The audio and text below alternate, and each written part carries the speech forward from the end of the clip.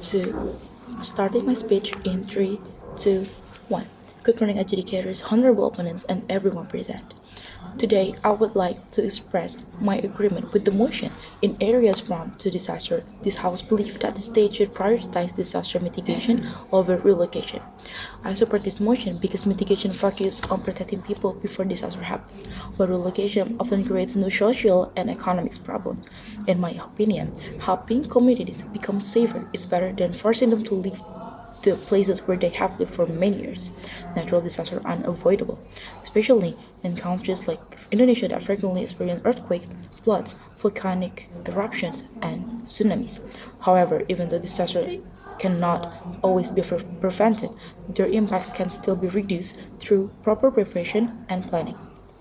This is why the government should place more attention on mitigation efforts.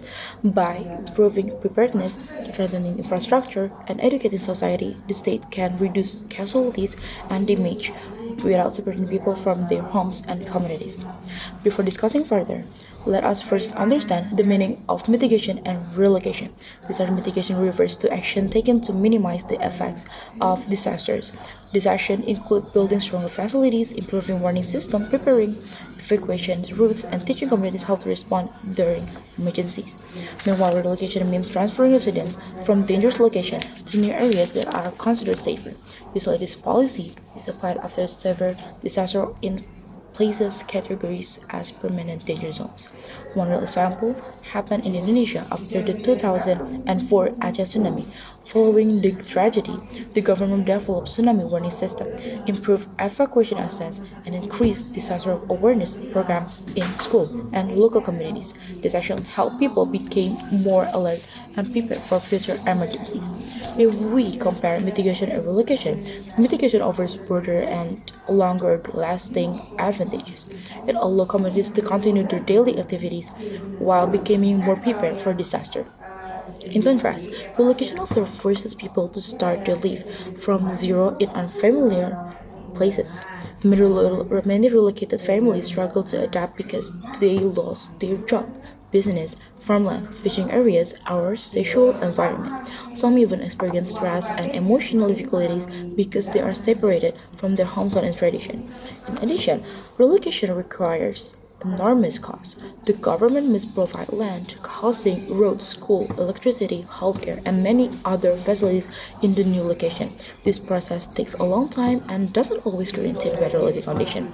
On the other hand, investment in mitigation such as flood barriers, earthquake-resistant buildings, MRF planting, and disaster training programs can protect large numbers of people continuously for years. These efforts not only save lives but also reduce financial losses after disaster happened.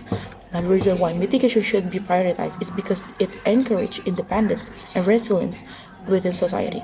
Communities become more capable of protecting themselves during emergency instead of depending entirely on government evacuation programs. Moreover, mitigation supports sustainable development. A country cannot keep moving people every time a disaster risk appears. If relocation becomes the main policy, many regions may eventually become empty, while overcrowding could happen in severe areas. This situation may create new economic and social challenges. Of course, I understand that relocation may still be necessary in certain extreme conditions, especially when an area is completely impossible to inhabit. However, this should remain the final option, not the primary response to every disaster-prone region. This opposition may argue that mitigation cannot completely eliminate disaster. I agree with that statement. However, the purpose of mitigation is not to stop disaster entirely, but to reduce their impact and help people respond more effectively when disaster occur. Meanwhile, relocation also does not guarantee a perfect outcome. People who move to new places may still face poverty, unemployment, adaptation difficulties, and emotional pressure. Therefore, relocation is not always the best answer. In conclusion, mitigation is a more balanced, realistic, and sustainable approach. It improves safety while allowing communities to maintain their culture, livelihoods, and social interconnections. Relocation should only be considered when there is absolutely no other solution left. For all this reason, I firmly support the motion that in areas prone to disaster, the state should prioritize disaster mitigation over relocation. Because true protection is not simply about moving people away from danger, but about giving them the knowledge, preparation, and strength to face challenges with confidence and resilience. Thank you.